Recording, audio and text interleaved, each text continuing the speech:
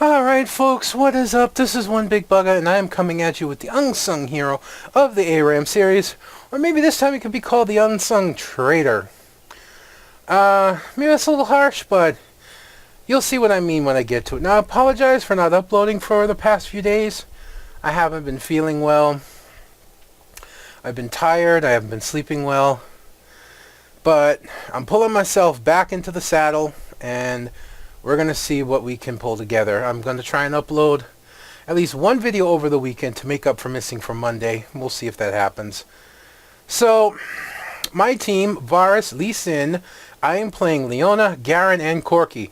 Pretty solid team. We're against an Alistair, Kog'Maw, Twitch, Zyra, and Kassadin. Again, a really solid team. My team does actually have one weakness. We have very little magic damage. I do a little bit of magic damage with my abilities. Corki does a little bit of magic damage with his little smoke bomb thing. And Varus with his blighted quiver has some magic damage. Other than that, my team is AD centric. So really, the enemy team could build a lot of armor and do very well against us. Well, you'll see later. Also, normally I don't like to bring you videos like this. This is where the enemy team is going to have one guy that didn't get to connect right away, and that was Alistair. And another guy that's going to DC, that'll be Zyra, and Zyra will DC again a little bit later in the game. But the DCs are not very long, and they don't have a major impact on the game as far as I can tell. So, normally I don't like bringing you games where there are DCs, but in this case, they don't have a big impact. I mean, I've DC'd out of Aram games a lot. I don't have the best connection in the world. And I've come back. And my team has held on. Now, mistake number one is right here. Kassadin allowed himself to take quite a bit of free poke. He does have a Philo Stone, though, so that will help a little bit. But not much. And Lee Sin diving a little bit too far there. Taking too many tower hits. So right now they are a 3v5, even though I'm not really doing anything. I'm just kind of standing off to the side. Now, let me talk about Leona a little bit. Leona, of course, is the CC queen of League of Legends. There are very few, if any, that have as much raw stun CC as she does. Her ability to turn down my volume because it's probably echoing in my microphone. She stuns on her sword toss momentarily. She stuns with her shield. She stuns with her ulti. And I tried to just sword dive Kog'Maw, and I'm trying to get my sword to pop on some of the other guys. That's why I stayed so long, and I took extra damage. That was really, really bad of me to do that. I didn't mean to hit Kassadin. That's what caused me to dive too far into the tower. So.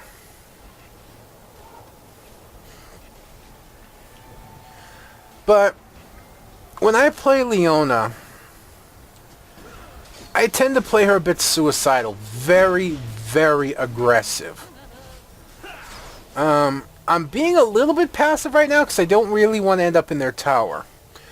But there comes a point with Leona, and it usually comes early on in the game, where if I can get just a little bit of gold under me from kills or assists, that I start becoming hyper aggressive in terms of trying to go for stuns and CC.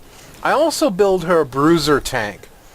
I will usually either rush a Trinity Force, or I will rush a Sunfire Cape and then go for Trinity Force. And in this case, I started with the Giant's Belt and 5 health potions rather, and a Rejuve bead. So I am rushing the Sunfire. Okay, now walking into the scene now is Alistair. Alistair is the other team's only means of attack. And there we go, diving in on Kassadin. This time I get the stun, but Alistair's out too far, and he's going to fall victim. And we're going to get first blood, but we're still going to lose Lee Sin. So we trade 1 for 1. Still, it's not terrible, though. Varus going way too deep under the tower, taking too many hits, going down half health. I walk out into the lane just kind of playing linebacker and blocking off any attempts to go after Varus or Corki. Again, just waiting for my opportunity. There we go. Dive in. We get, I believe, Kog'Maw. Yep, Kog'Maw goes down. He's going to turn around, run back, and so Alistair, with his CC, with his ground slam, with his headbutt, is the team's only real meat tank. Yet look at Alistair's inventory. And the fact that he almost died a second time right there. He's going AP. He's not going to be building tank. So he's leaving his team extremely squishy in the face of the likes of Garen, Lee Sin, and Leona. Now, it may be difficult for one Alistair to handle that, but they have the utility they need to do that. They have Kassadin's range poke, and I'm going to catch Kog'Maw again. And I'm going to take a lot of damage, but Alistair's just going to get baited out into his death. And I'm low, Varus is low, Garen is low, but we've got a really good... I fucked up my ulti there, but still gonna manage to pick up Twitch with Garen's help and walk out. So, they have the utility to deal with us. They have the knockups, they have the binds, they have the silences, the slows. They have this. They have all this stuff, and then you can see Zyra has DC'd again. So Alistair being in there would be really strong. Alistair could easily try and get to Corki, could try and get to Varus, or even if he got to just Lee Sin or something like that. He could easily dive in, and he could easily knock people up and headbutt someone backwards into a very high damage output team. And I did not think I was going to hook Alistair. I thought I was going to hook Kassadin. So I get knocked in the turret again, but I'm still going to manage to walk out just barely with any health. So Twitch does manage to pick up Corki, and actually our Lee Sin has gone AFK momentarily. So in a sense, it's even at this very moment in a 4v4, and I missed my toss. I have better games that better showcase Leona, but I picked this one because, not just for what I was doing, but because what the enemy team wasn't doing. And I just want to get my shield to pop. Unfortunately, I get stunned out. And I managed to nail out Kassadin right there, even though he still manages to kill Garen. But Varus is going to clean up Twitch, who ended up killing me at the end. But, yeah, we have tankiness. They don't, because Alistair's going AP. He's got the arm guard, and he's got Kage's lucky pick. They have nothing in the term of survivability. They have nothing in the term of really any peel or any real good disengage. It's just... It was a very poor decision on Alistair's part. Alistair should have gone heavy tank, even assist tank. Build things like a bulwark, the iron locket, aura items that help the team. Shirelia's reverie, things like that. Things that give him a little bit of CDR, things that give him damage, not damage, things that give him health and survivability. And I just missed my sword again. And I'm going to flash into Twitch because I know he's in his ulti, so I want to knock it down. I'm going to get knocked up by the Zyra ult, but it's not going to do much. And there's the grab on Zyra, which transfers over to Twitch. And they're all low health, so I'm just going to dive in. I'm going to pick up Twitch and screw up my ult again. So I'm going to keep after Kog'Maw. I'm going to temporarily break sight with the turret. And then we're going to finish off Kog'Maw. I'm going to take some hits, but I'm still going to manage to walk out, even though Kog'Maw will blow up Varus. Now, let me back up just a sec. I'm I'm going to back up even a little bit further than that. And we're going to go in here. Now, right here, I'm taking tower aggro, yeah? Even though I screw up my ulti. I'm going to start taking tower aggro. I take one shot, bam. I take a second shot, bam. Now, by walking into the bush, I break tower aggro, and it re-aggroes on a minion. Now, this only saves me, I believe, about one tower shot. So, what's the difference? Well, as far as I know in League, and I could be wrong at this, so please feel free to correct me in the comments if I am, but successive hits that you take from a tower get stronger. So the initial hit will be weaker, the next hit will be a little bit stronger, the next hit will be stronger up to some kind of a cap. So the longer you stay under a tower, the more damage you take because the stronger the shots get. By walking into the bush and breaking sight with the tower, even momentarily, even though I can be seen right now because Kog'Maw used his living artillery on me, when I walked in the bush, I was invisible to the tower just long enough to break tower aggro.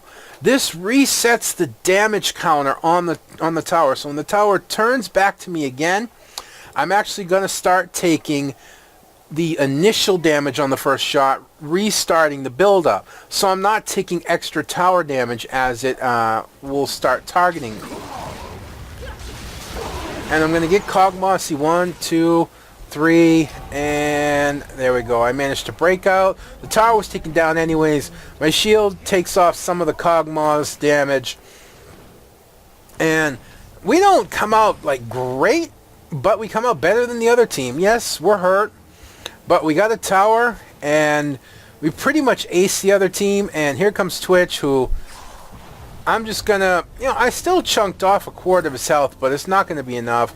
I'm going to die on that one, which is fine, because now I go back. See, I have the Sunfire Cape, I have a Mana Crystal, and I have boots. I'm going to turn that into, there we go, Mercury Treads.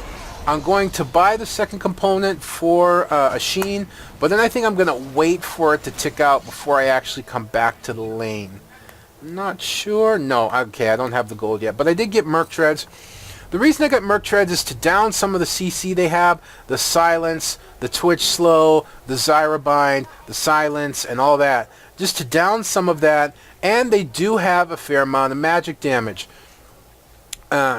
Twitch's Poison, of course, Zyra and Kassadin, and Kog'Maw's W bonus damage is based off magic damage. I shouldn't have backed off there. I should have gone right in. And I'm going to try and land my ulti. Kassadin's going to walk out, but I'm going to manage to nail Twitch, and that's going to be the end of him really fast.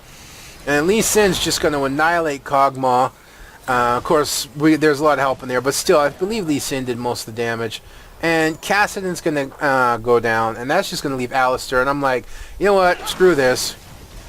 I'm just going to go in, take the tower. Just look at how fast he drops, even with his ulti.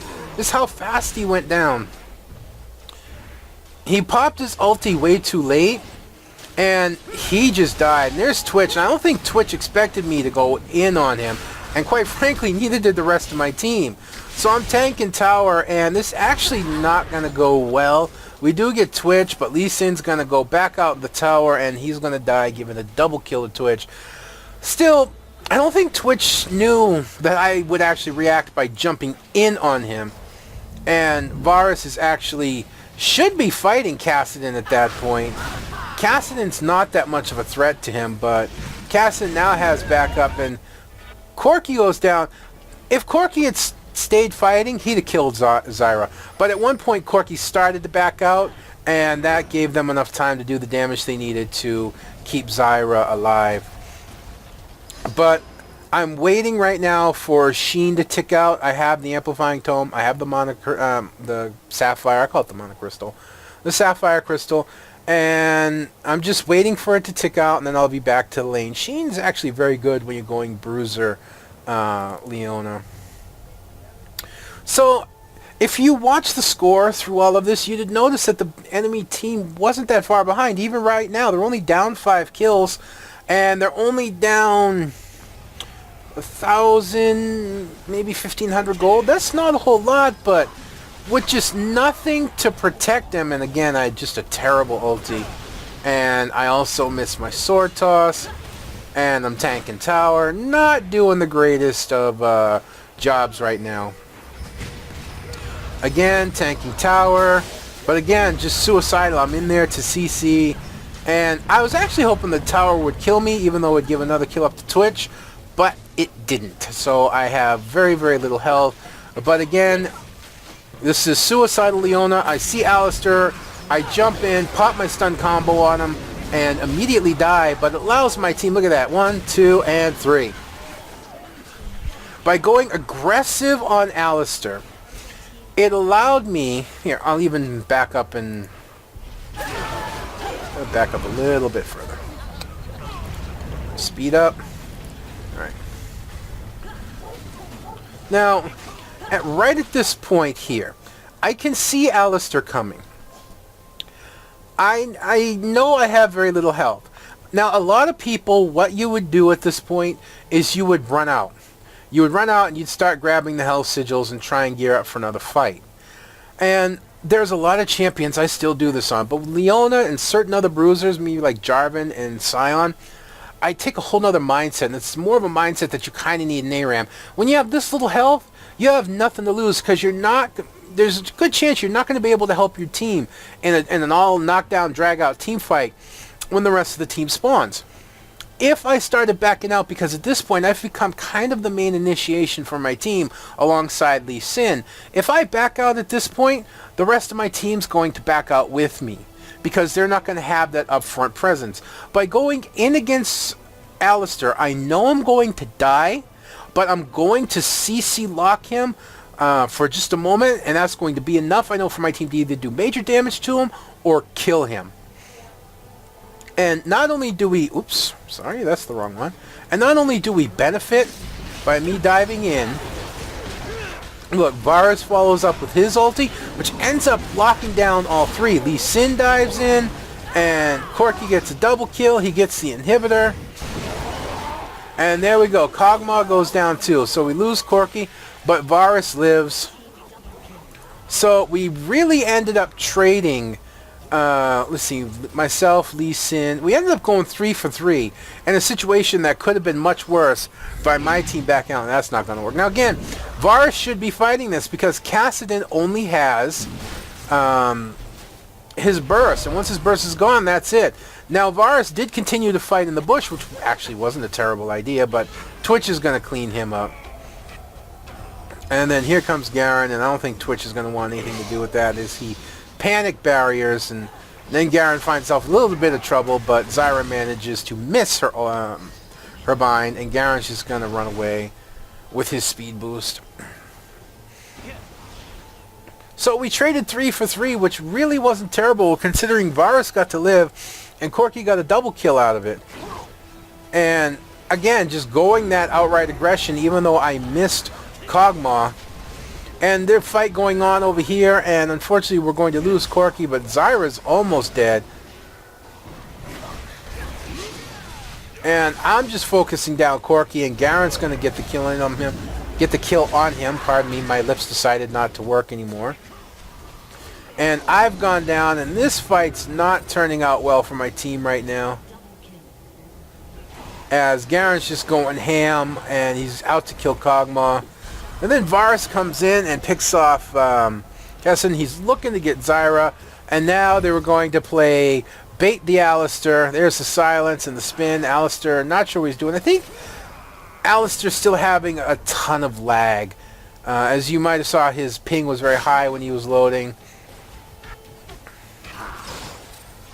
And Twitch made the initial mistake of going for Garen and then switching to Varus. He'd have been much smarter if he just stayed on Garen and tried to kill him.